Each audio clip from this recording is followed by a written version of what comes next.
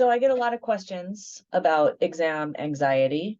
And the first thing that I want to say about exam anxiety is it's probably the most common question I'm asked about.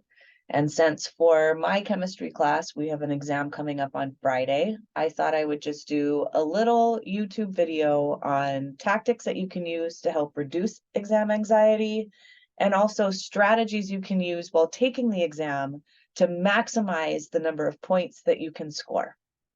So first of all, like I said, there are so many people who experience exam anxiety, and I am one of them. And the number one thing that you want to make sure that you do to help reduce exam anxiety is to prepare for the exam. So if you are my student and you have the exam on Friday, please start studying now if you haven't already. Sometimes, however, the more prepared you are, the more you care, and therefore the more anxiety you have around that exam because you've worked so hard and prepared so much and want to do so well that it can create more exam anxiety despite your efforts at preparation. So the things that I want you to remember is if you have prepared properly for the exam, and I recommend that you do as many practice problems as you possibly can without looking at the key. That is the best way for you to determine what you know and what you don't know, is to really remind yourself as you are taking the exam that you have prepared for the exam. We're not going to ask you something that you are not able to answer or we haven't covered, and just remind yourself of the fact that you are in fact ready because you have put in the time. So I think it's really important, whether you believe that or not in the middle of the exam, to constantly be giving yourself that self-affirmation. I have prepared for this exam. I know this material. I am going to do well on this exam because they are not going to ask me something that I can't answer. Now, I also did a bunch of silly things in order to sort of help relieve my exam anxiety, because a lot of it is just being able to calm your brain down so that you're able to think. So one thing that I always made sure that I did was I would wear neutral colors. There's a lot of psychology to show that the colors that you see around you are going to affect your brain. That's why McDonald's are the colors that it is. Yellow and orange makes us hungrier. Blue and red tends to make us think about money. So if you notice, a lot of financial or business type of advertisements use this color scheme of blue and red.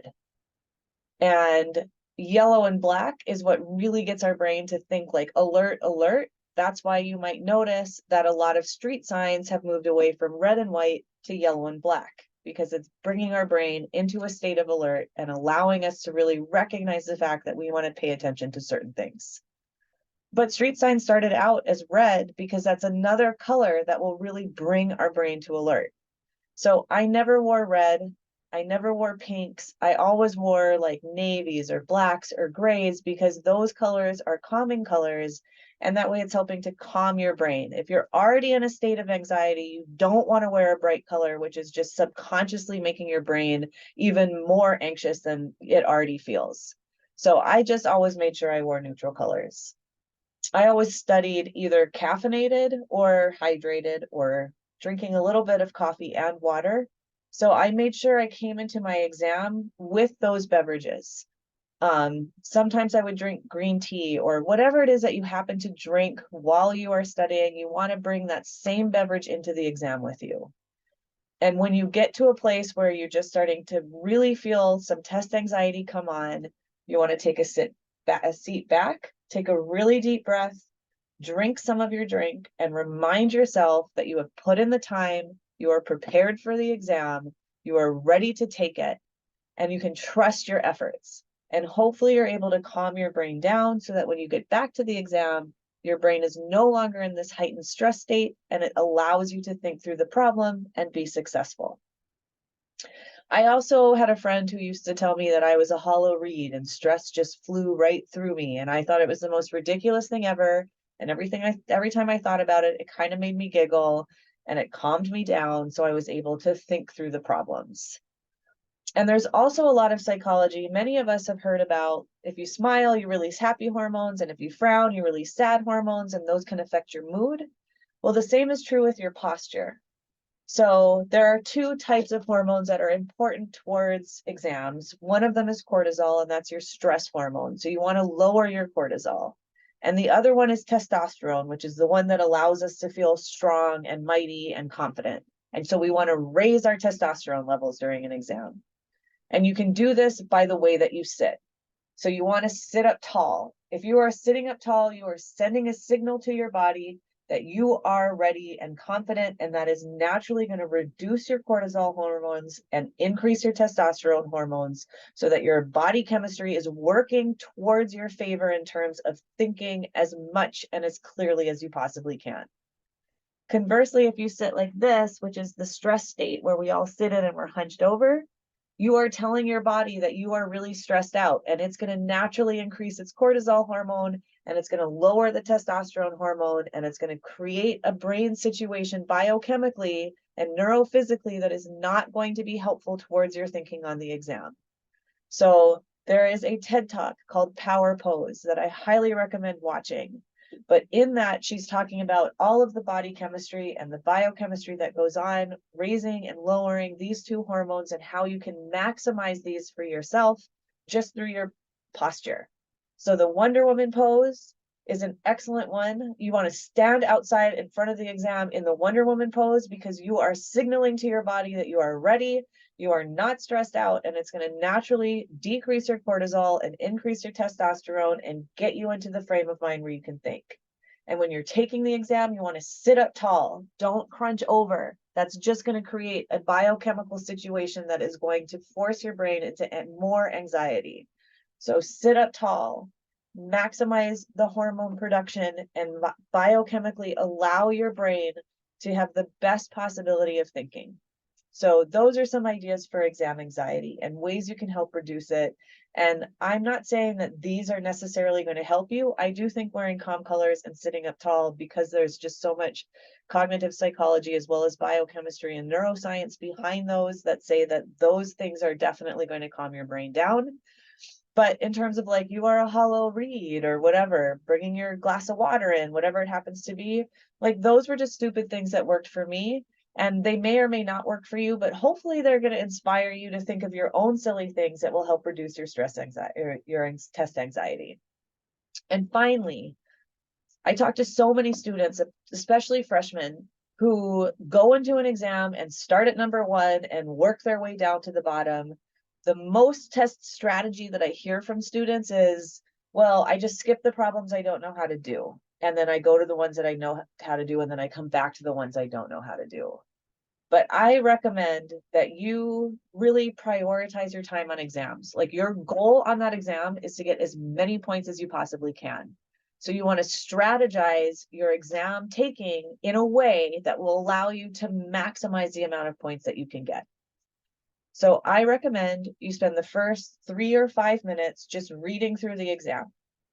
And as you're reading through the exam, the ones that you know how to do, you're going to put a star next to those problems. The ones that you're pretty sure about, you're going to leave blank. And the ones that you just have no idea how to begin, you're going to circle.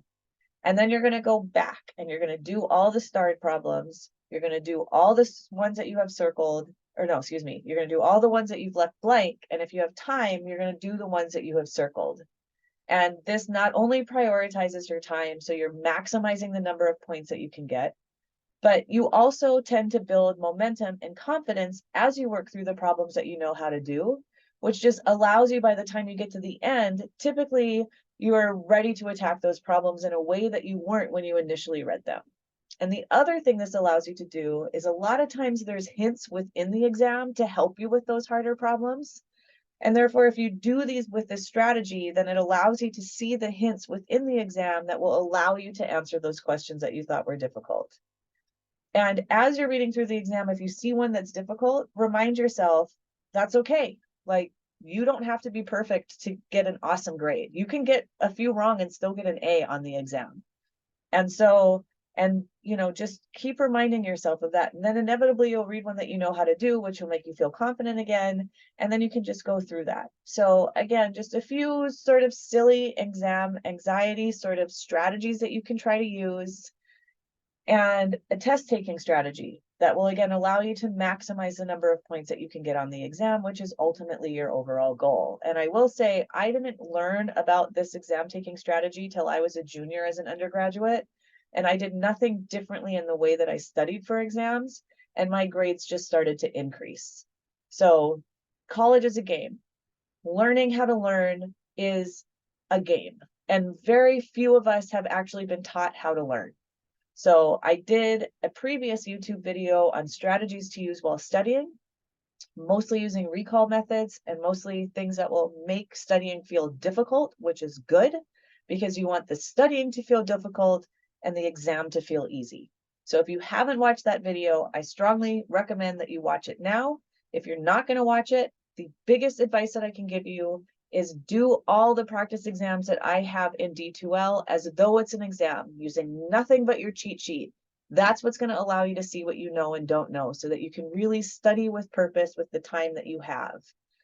And again, try to use some of these silly tactics to reduce your anxiety, and definitely try this study strategy out. And this is not just true for my class. All of these skills that I'm trying to integrate into your studying and your, just college lifestyle are to help you maximize your life, both inside the classroom and out for all your classes. So I hope this was helpful. If you are in my class and have the exam, good luck. If you're not in my class, but you're still in Chem 151 and you have an exam on Friday, I wish you luck too. But I hope this was helpful.